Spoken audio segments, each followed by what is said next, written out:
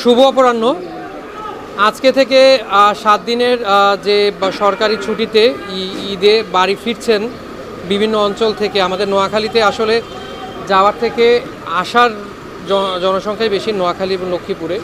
তাদের যাত্রী সাধারণের নিরাপত্তার জন্য র্যাব 11-র পক্ষ থেকে এবং র্যাব 11 নোয়াখালী CPC 3 এর পক্ষ থেকে এখানে বরাবরের মতোই এখানে আইনশৃঙ্খলা রক্ষায় বিভিন্ন কার্যক্রম নেওয়া হয়েছে। এর ভিতরে আছে হচ্ছে বাসাবাড়ির নিরাপত্তার যে একটা ব্যাপার আছে, সেই জন্য যারা চিহ্নিত অপরাধী আছেন বা শীতল চোর বা গৃহে চুরি করে থাকে যে সকল অপরাধীরা, তাদেরকে আইনের আওতায় আনা বা বিভিন্ন মনিটরিংয়ের আওতায় আনা এবং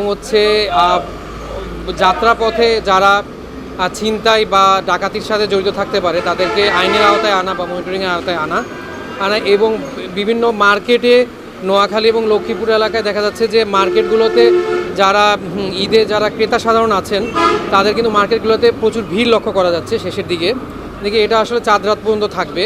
তাদের নিরাপত্তার জন্য আমাদের রাত্রিকালীন টহল পরিকল্পনা থাকছে এবং বিভিন্ন দূর দূরান্ত থেকে যাত্রী সাধারণরা আসছেন আর কি হাইওয়ে পথে যাত্রাপথে বিভিন্ন পয়েন্টে নামছেন আমাদের নোয়াখালীতে।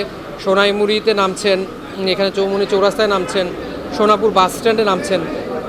এই অঞ্চলগুলোতে আমাদের রাত্রে বা আমাদের যে রাতে যে টহলটা, বিশেষ করে যারা গভীর রাতে বিভিন্ন এলাকা থেকে আসছেন নোয়াখালীতে ঈদ উদযাপনের জন্য, তাদের জন্য নিরাপত্তার জন্য আমাদের রাত্রিকালীন টহল পরিকল্পনা থাকছে।